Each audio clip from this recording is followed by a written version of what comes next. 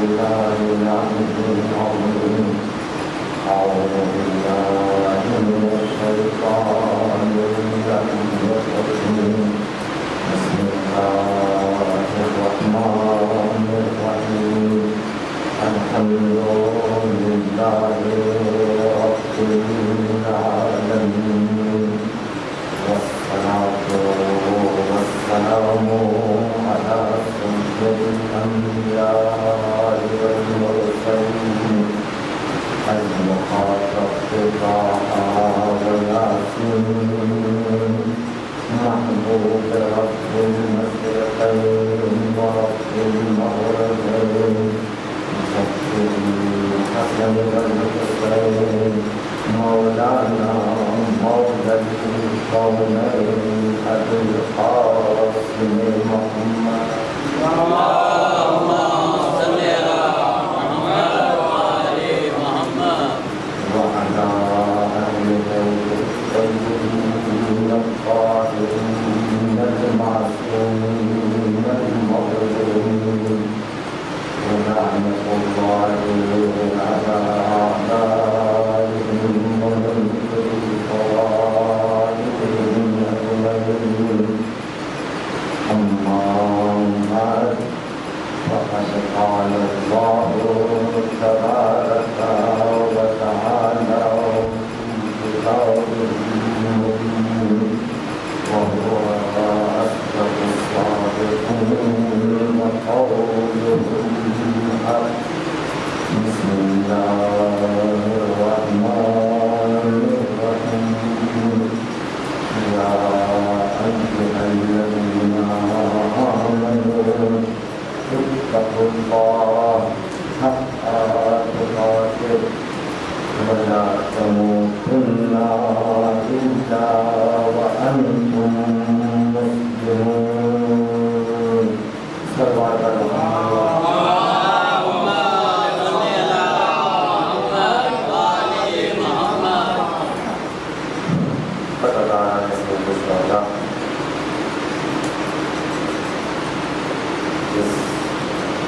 کلمات کو سرکار قرار دیا ہے جو سورہ آل عمران کی 102 نمبر آیت ہے. اس میں خداوند کے بتائیں انسان کی زندگی کے دائرے عمل کو بیان کر رہا ہے. اب اس کے لیے میں اس آیت کے سلسلے میں کچھ عرض کروں. لوگوں کا اجتماع مجلس میں سننے اور مجلس کی جاذبیت میں اثر انداز ہوتا ہے. کیونکہ یہ جو گانے ہیں مولویوں کے جو گانے ہوتے وہ بکھرے ہوئے ہوتے ہیں تو ان کو گانا کہا جاتا ہے. لیکن جب انہیں فروغ کر کے ایک جگہ پہ تشکیل دے دی جاتی ہے تو اسے تصدیق کری جاتی ہے. لیکن اتنی جگہ سب خالی ہے کہ ادھر بیٹھا ہے تو ادھر بیٹھا ہے. اگر سامنے آ کر کے بیٹھیں تو فقط گانا نہ بنے تصدیق کا گانا بن جائے تو بہت اچھا رہے گا. اس صلوات پر محمد وآل محمد.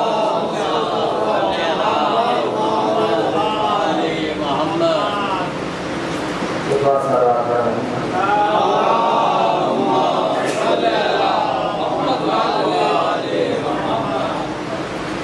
اللہ تعالیٰ نے آپ کا توفیق میں اضافہ کیا کہ یہ عزا خانہ ماشاء اللہ بہت اچھا لگ رہا ہے اور بڑے رش ہو رہا ہے. عزا خانہ میرے 2 سال پہلے جو آیا تھا اس کی وضعیت کچھ اور تھی. اور اب اس کی وضعیت کچھ اور ہو گئی ہے.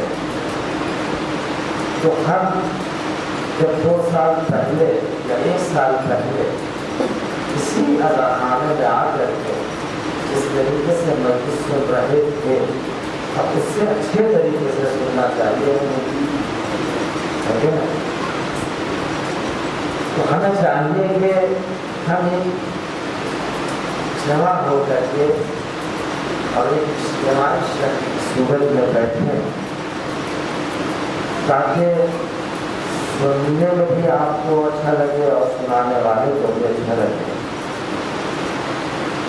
آپ کی توفیقات میں مزید اضافہ فرمائے اور اس میں جو کمیاں ہیں اس کو آپ حضرات کے توسط سے آپ کی توفیق میں اضافہ کر کے پوری فرمائے. کیونکہ امام حسین کے اوپر جتنا عنایت ہے وہ کہیں جانے والا نہیں ہے. وہ یہ سوچے کہ ہم چندہ 500 روپیہ دے رہے ہیں وہ 300 روپیہ دیتا ہے تو ہم 200 روپیہ سے زیادہ دیں. یہ کبھی تصور مت کیجیے گا. جس نے یہ تصور کیا اس دن کھاتے میں ہوں گے فائدہ نہیں ملے گا. اس لیے کہ پھر آپ نے امام حسین کے نام پر نہیں دیا جو اس شخص کے نام پر دیا ہے جس نے 300 روپیہ دیا. بہرحال ہر کوئی اپنی ذمہ داری ادا کرنا چاہے اور اپنے گریبان میں دیکھے کہ ہم کو کیا کرنا ہے اور کیا نہیں کرنا ہے. کبھی بھی دوسرے کے عمل کو مت دیکھیے, اپنے عمل کو کمال تک پہنچائیے.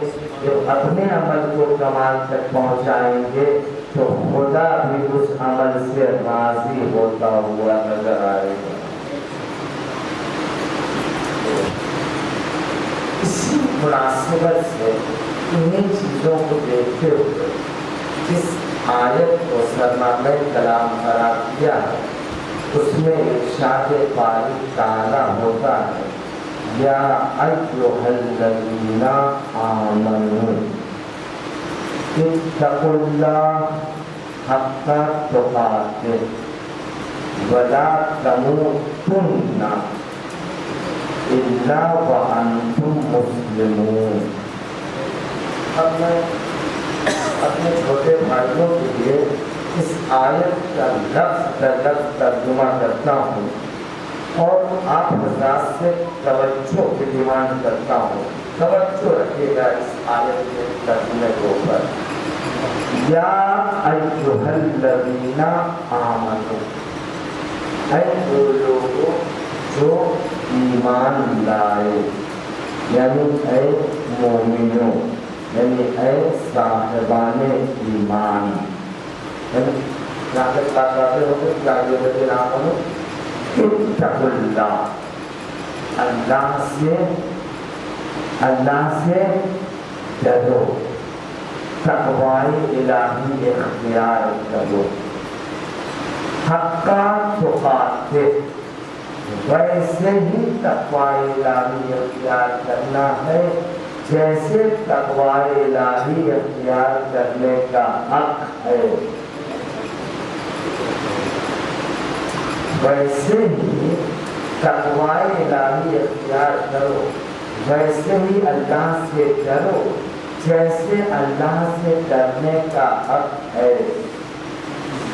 ولا تموتن, ولا تموتن, تم مرنا مت, یقینی طور پر تم مرنا مت. میں کیوں بار بار کہہ رہا ہوں, توجہ کیجیے گا.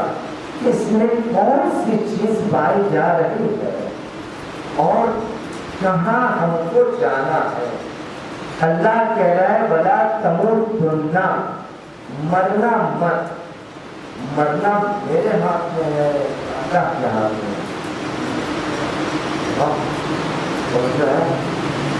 ولا تموتن, ضرور بالضرور مرنا مت. الا وانتم مسلمون، مگر یہ کہ تم مرنا تو مسلمان مرنا۔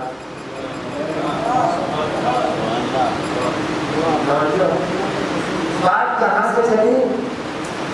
بات چلی ایھا الذین آمنوا سے۔ میں نے جو توڑ کر ترجمہ کیا ہے وہ کیوں کیا کہ اے ایمان لانے والوں، اے صاحبان ایمان، اے مومنوں، پوری توجہ چاہتا ہوں، اے مومنوں اتقوا اللہ۔ بات کہاں سے شروع ہو رہی ہے؟ مومن سے، ہے نا توجہ؟ اور ختم کہاں ہو رہی ہے؟ مرنا مت مگر مسلمان۔ اب فیصلہ کیجئے کہ آپ مومن ہیں یا مسلمان ہیں۔ اس سلوات پڑھے محمد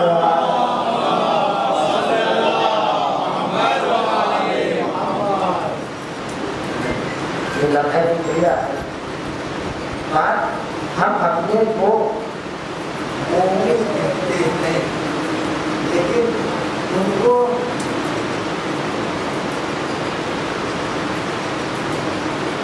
یہ لمحہ فکریہ ہے، اس کو غور کرنے کی ضرورت ہے، اس کو سمجھنے کی ضرورت ہے کہ اللہ کیا کہہ رہا ہے۔ مومن سے شروع کر رہا ہے، مسلمان کو کر رہا ہے، اور ہم اسی میں لگے ہوئے ہیں کہ ہم یہ ہے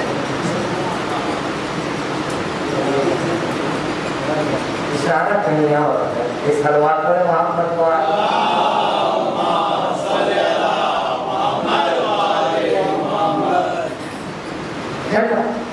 اب بات آگے بڑھتی ہے کہ یا ایھا الذین آمنوا، اے وہ لوگوں جو ایمان۔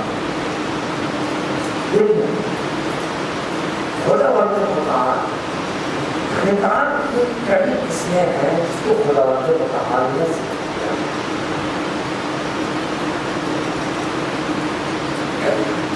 طریقے سے خداوند متعال نے ذکر کیا ہے خطاب۔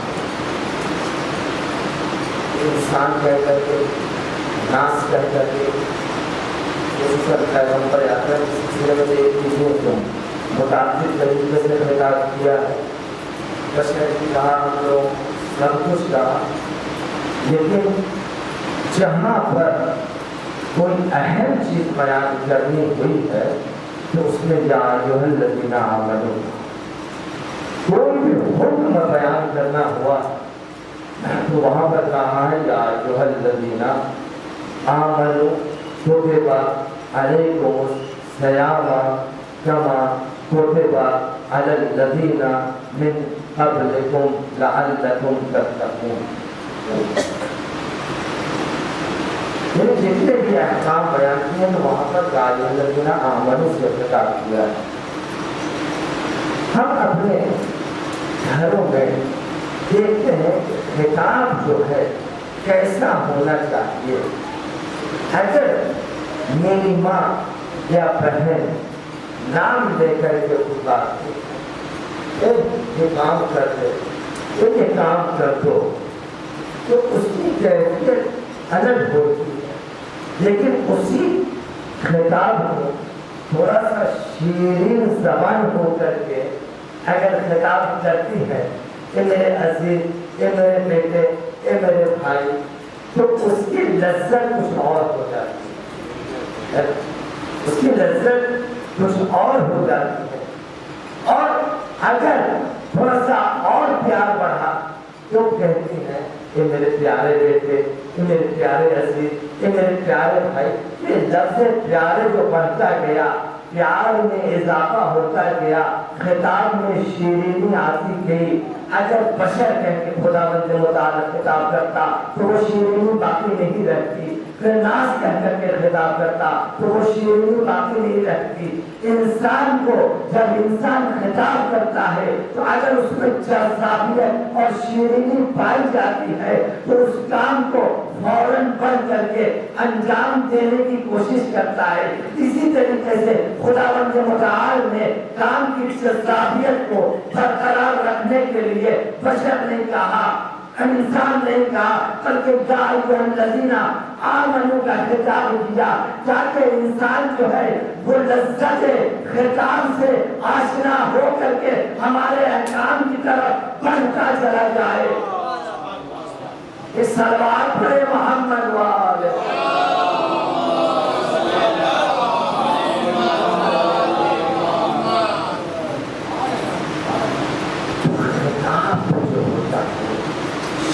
جتنا شیرین خطاب ہوگا اتنا اس کو کام کرنے میں مزہ آئے گا.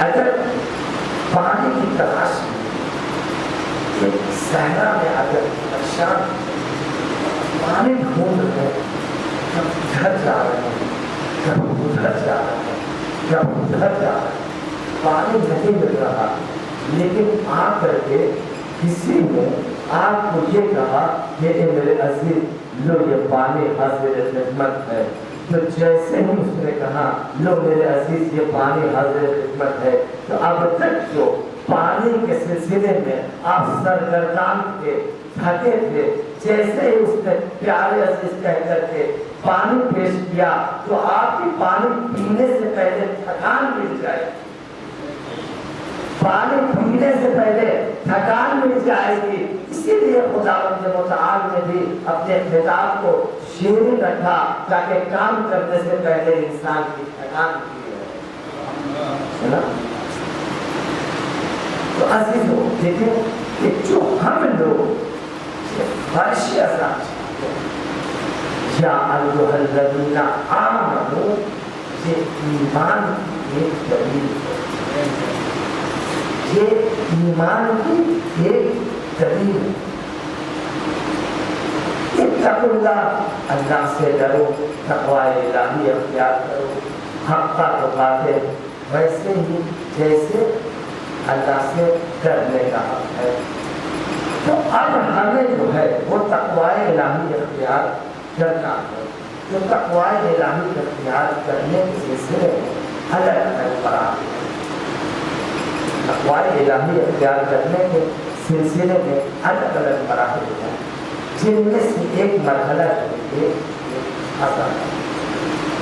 یعنی آپ کو نیک کام کرنا ہے یہ تقوی کی ایک علامت ہے. اگر تقوی کا معنی کیا جائے تو تقوی کا معنی جو ہے وقار سے ہے اور اس کے معنی بچنے کے ہیں پرہیز کرنے کے. اس کا معنی بیان کیا گیا اصطلاح میں جو اس کا معنی بیان کیا گیا ہے. بعض لوگوں نے یہ کہا کہ واجبات کو ادا کرنا اور حرام سے دور رہنے کو تقویٰ کہا جاتا ہے. واجبات کو ادا کرنا حرام سے دور رہنے کو تقویٰ کہا جاتا ہے. بعض لوگوں نے آ کر کے اور مسئلے کو آگے بڑھایا اور کہا جو واجبات کو ادا کرنا حرام سے دور رہنا مستحبات کو ادا کرنا تقویٰ کہلاتا ہے. توجہ ہے نا. کہتا ہے کاملہ کہ یہ باتیں سخت گزر رہے ہیں. اگر سخت نہیں گزر رہے ہیں یہ صلوات پڑھے محمد وعلی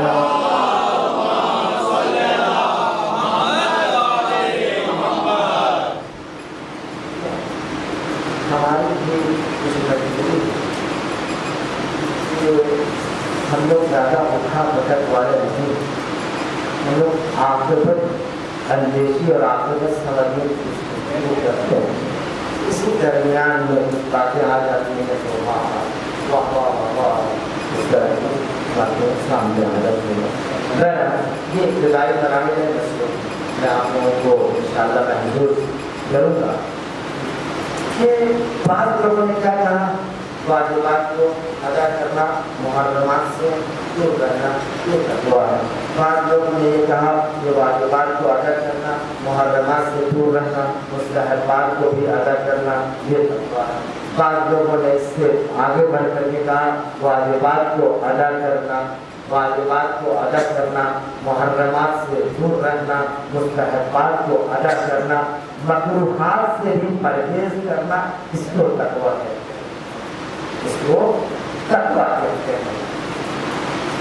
بعض لوگ यहीं पर आकर के नहीं, बल्कि मरहले को आगे बढ़ाते हुए कहा कि वाजिबात को अदा करना, पूरी तवज्जो चाहता हूँ, वाजिबात को अदा करना, मुहर्रमात से दूर रहना, मुस्तहब्बात को अदा करना, मकरूहात से दूर रहना और अपने अखलाक को सही करना के तकवा।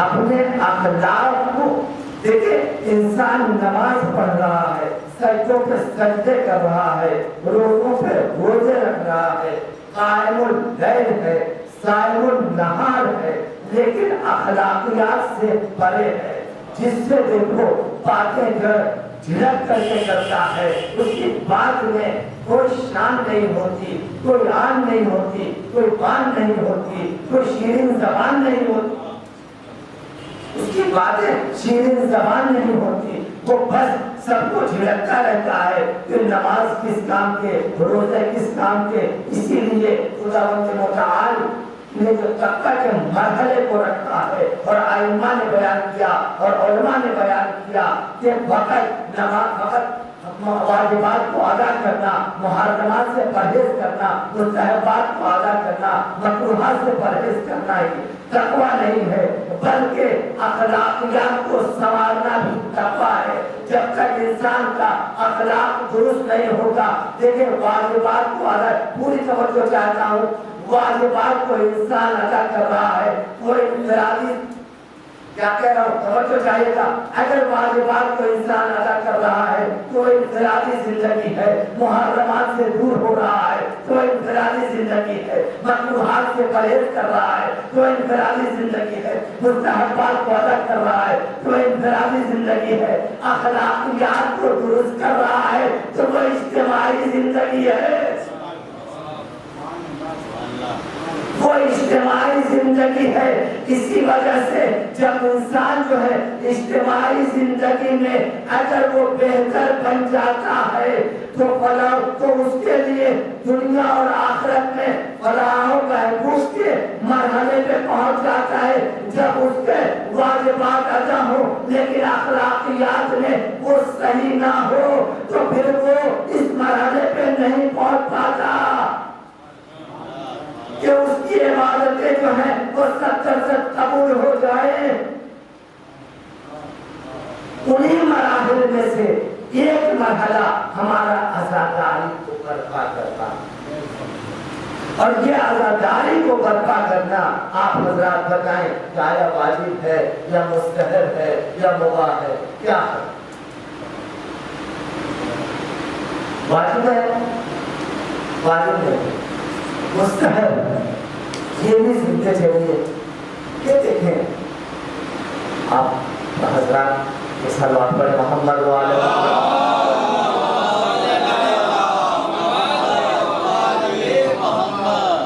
वाजिब जो इंसान अदा कर रहा तो उसको तो अदा करना ही करना, अगर नहीं किया तो पनिशमेंट होगा। नमाज पढ़ो, बाहर गया आपको नमाज पढ़ना ही पढ़ना, रोजा रखो, रोजा रखना ही रखना, हज करो, मुस्तफी हो गए तो हज करना ही करना। ये ऐसी बात है कि लाखों रुपया बिस्तर पे रख करके सोते हैं और कहते हैं हम आज़ादी वाले हो गए, करोड़पति है लेकिन हज वाले नहीं। अरे पापा करोड़पति हो, जिसको जिस्मानियात से सालिम हो, तो फिर क्यों नहीं हज में जा रहे हो? उनको पैसे की मोहब्बत है, अल्लाह से मोहब्बत है। ऐसे समाज और माशरे में बहुत से लोग हैं। हम यहाँ के सिलसिले में जाते हैं, मैं अपने वतन के सिलसिले में बड़ी जान रहा हूँ अच्छे तरीके से, वहाँ ऐसे ऐसे लोग हैं मत पूछिए, लेकिन न हज है न ज़ियारत है, सब सी तरह का। और मरने के बाद पैसे के बारे में लड़ाई हो रही है, जमीन जायदाद के बारे में लड़ाई हो रही है, समझ में नहीं आता। कितने बेवकूफ़ हैं ये लोग, कितने बेवकूफ़ हैं ये लोग कि कमा के घर देते हैं और लड़ाइयाँ बिखेर के चले जाते हैं। इधर से भी डंडे पड़ेंगे और उधर से भी डंडे पड़ेंगे, इधर इधर तुमने आधा क्यों नहीं किया, उधर ये छोड़ के गए थे, फसाद क्यों बैठा। इस हर बात पर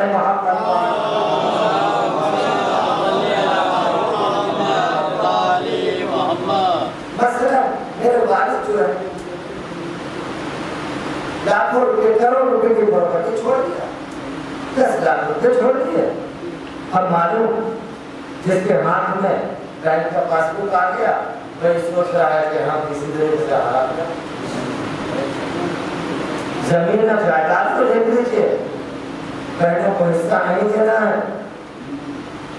बस भाई बहनों के बांट दो। उसमें भी जो दबंग रहा वो दबाता चला गया, जो दबंग रहा वो दबाता चला गया।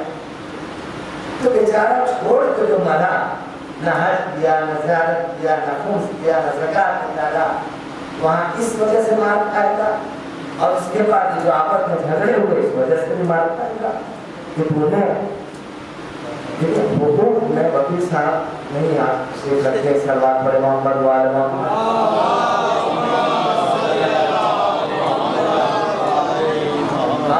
गाँव में एक बहस है मुबाशिर और एक है सबक।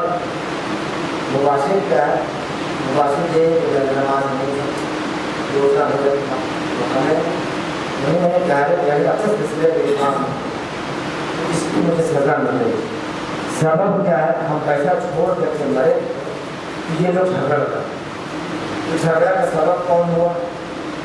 नहीं हुआ, ये हुआ सबब।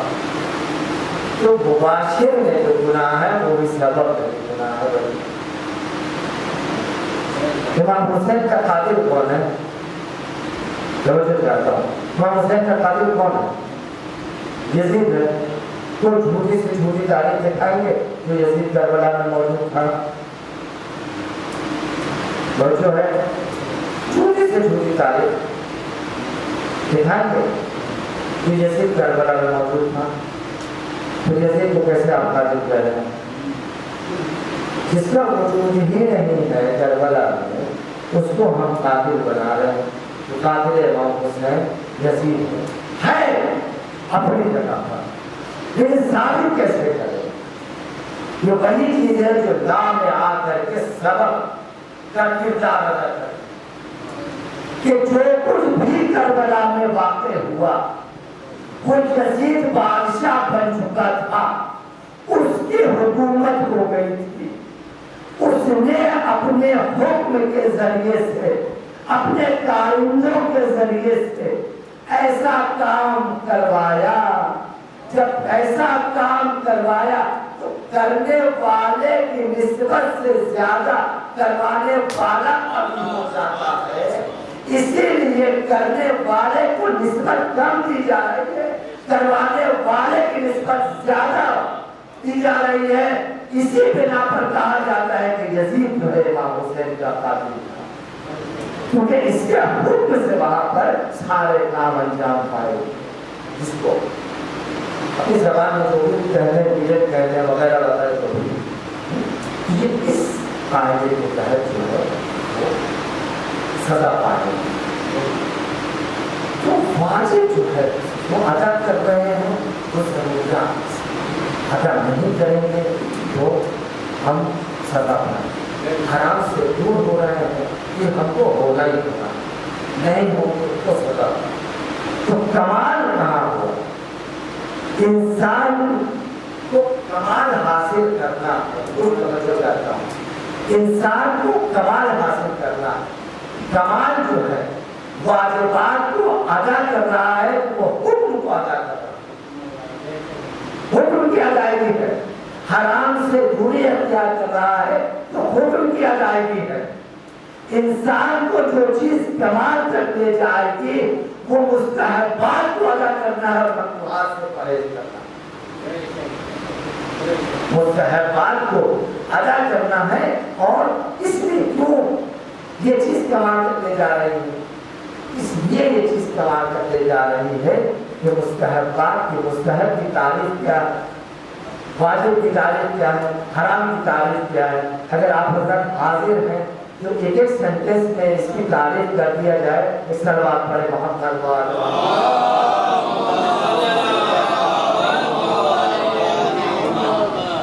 बुजुर्गों को सब पता होगा, अपने छोटे भाइयों के लिए जो घर है, इधर आओ बेटा, आप इधर आओ, क्या हो इधर एक और सलवात पढ़े मोहम्मद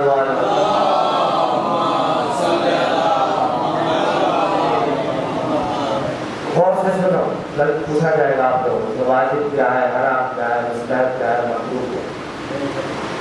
वाजिब वो चीज़ है कि जिसके करने में सवाब है और ना करने में अज़ाब है। हराम क्या है? जिसको करने में अज़ाब है, ना करना बेहतर है। मुस्तहब क्या है? जिसके करने में सवाब है, ना करने में कुछ नहीं है। समझो चाहता हूँ, ना करने में कुछ नहीं। मकरूह क्या है? जिसको तर्क करना बेहतर है, अगर कर दिया तो कोई बात नहीं। तवज्जो है ना, तवज्जो। तो मुस्तहब क्या हुआ? किया तो बेहतर, सवाब मिलेगा, नहीं किया तो कोई बात नहीं। मकरूह तर्क कर दिया तो बेहतर, तर्क कर दिया तो बेहतर, अगर कर दिया तो कोई बात नहीं। तो आपको जो चीज दर्जे कमाल तक पहुंचाएगी, यही मुस्तहबात और मकरूहात है।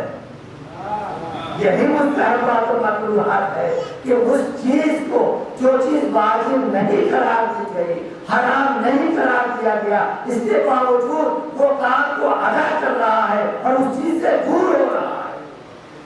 खुदावंद मुताल इसी चीज को पसंद करके इसके कमाल को बढ़ाता चला जाता है। इन्हीं मुस्तहबात में से एक मुस्तहब अज़ादारी। तो अब ये देखें, अगर आप इसको कर रहे हैं तो आपको क्या मिलेगा? सवाब मिलेगा। नहीं कर रहे हैं कोई अज़ाब मिलेगा? कुछ नहीं मिलेगा, है ना। अब जो हम कर रहे हैं तो हमको सवाब मिलेगा। अब जब सवाब मिलेगा तो हमको सवाब के क्राइटेरिया को मुअय्यन करना है कि हम इस काम को कैसे अंजाम दें। देखिए, ये जो पानी मजलिस होते, इनकी भी एक जिम्मेदारी है। जो पढ़ने वाला होता है उसकी भी एक जिम्मेदारी है। जो लोग सुनने आते हैं उनकी भी एक जिम्मेदारी है। समझो चाहता, जो बानी मजलिस है, अच्छा यहाँ तो इत्तेफाक ये है कि ना कोई कमेटी है, न कोई अंजुमन है, सभी कमेटी है, सभी अंजुमन है, सभी सदर है, सभी सेक्रेटरी है, सब कुछ है।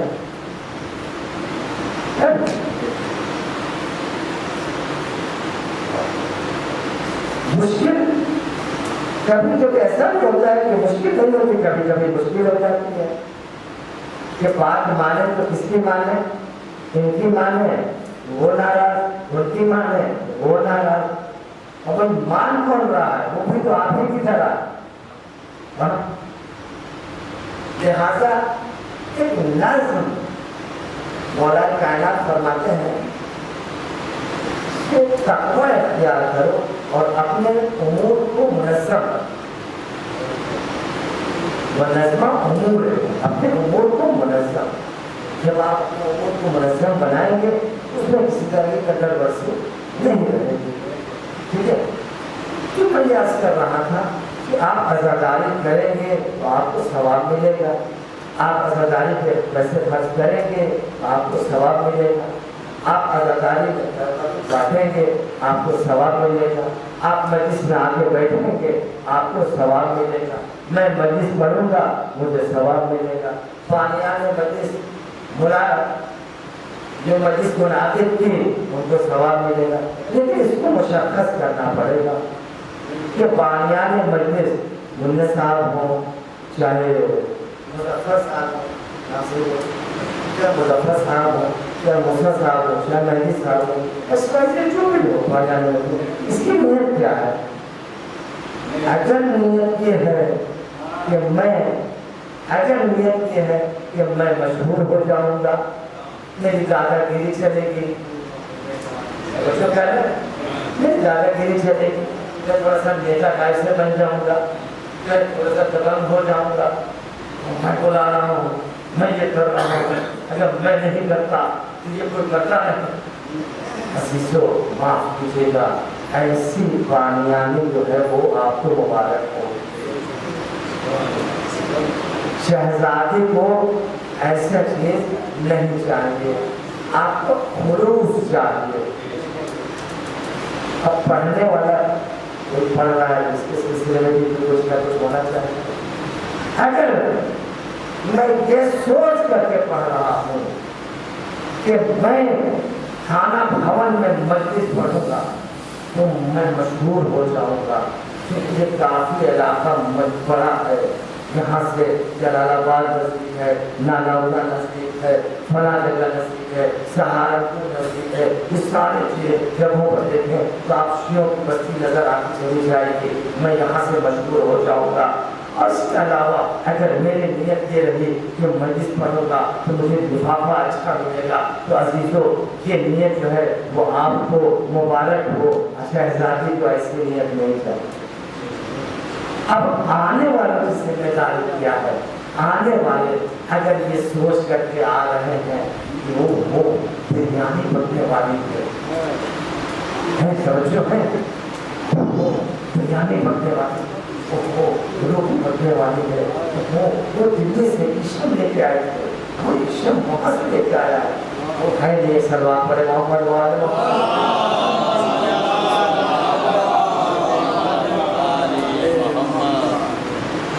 چلو بیٹھے تھے باہر، چلو وہیں چل کر کے بیٹھ جاتے ہیں۔ یہ اس طرح کی نیت جو ہے وہ سننے والوں سے بھی قابل قبول نہیں۔ نیت کو خالص بنائیے، خالصتاً لوجہ اللہ کام کو انجام دیجیے۔ ایک نسخہ بتا رہا ہوں کہ جو آپ سے بانیان مجلس سے بھی مضبوط ہے اور خطیب مجلس سے بھی مضبوط ہے اور سامعین مجلس سے بھی مضبوط ہے، ایک چیز اپنا لیجیے، سب کچھ صحیح ہو جائے گا۔ حدیث میں ارشاد ہوتا ہے احب اللہ من احب حسینا، جو بھی حسین کو دوست کرتا ہے خداوند متعال اس کو دوست کرتا ہے۔ محبت کے تقاضا یہ ہے کہ حسین سے محبت ہے تو اس کی خاطر آپ پر گزار کیجیے، مجلس پڑھیے اس کی خاطر، مسجد برپا کیجیے اس کی خاطر، آپ آئیے اس کی خاطر۔ جب تک اس کی خاطر ہوگا تو خداوند متعال بھی خوش ہوتا چلا جائے گا۔ یہ سلوات پڑھے محمد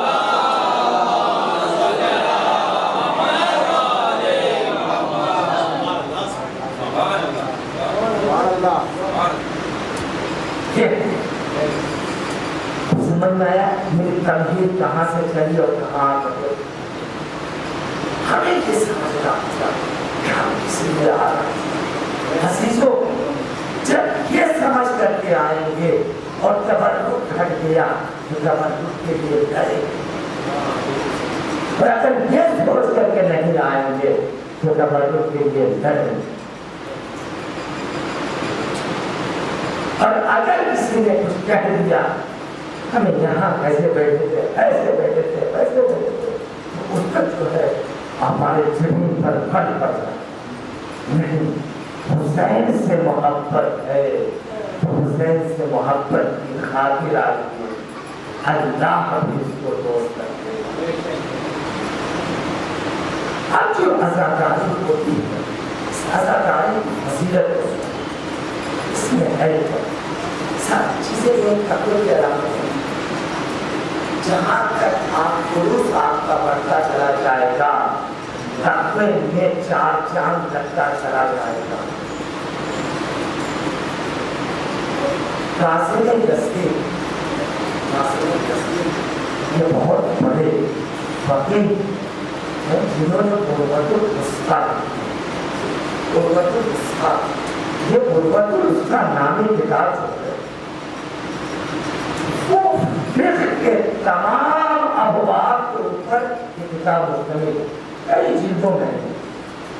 اور اس کتاب کی خصوصیت یہ ہے کہ اسی کتاب کو منبع بنا کر کے جتنے بھی مراجع کرام فتویٰ دیتے ہیں اس کو مستند کرتے ہیں۔ اس کے اوپر کیا کرتے اوپر اس کا جناب قاسم جیسے یہ ایران کے جس کے رہنے والے نجف کے کرنے کے لیے وہاں یہ پڑھتے پڑھتے زمانہ ایسا ہے کہ بچے تبدیل ہو گئے.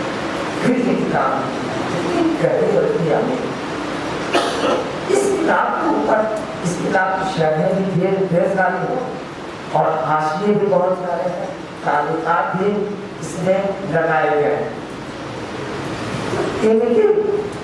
یہ اتنے بڑے مرجع کبھی انہوں نے حرم میں امیر المومنین میں بیٹھ کر اپنے کفن پر سورہ یاسین, زیارت عاشورہ وغیرہ سب لکھا.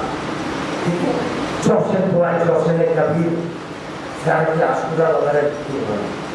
ہم دیکھیں کہ جوشن کبیر اگر آپ لوگوں نے شب ماہ مبارک میں اعمال کیا ہوگا تو دعائے جوشن کبیر پڑھتے وقت یہ ختم ہی نہیں ہو رہی ہے, پڑھنا کو پلٹنے لگتے ہیں کہ کتنی باقی رہتے. انہوں نے اپنے ہاتھ سے پہلے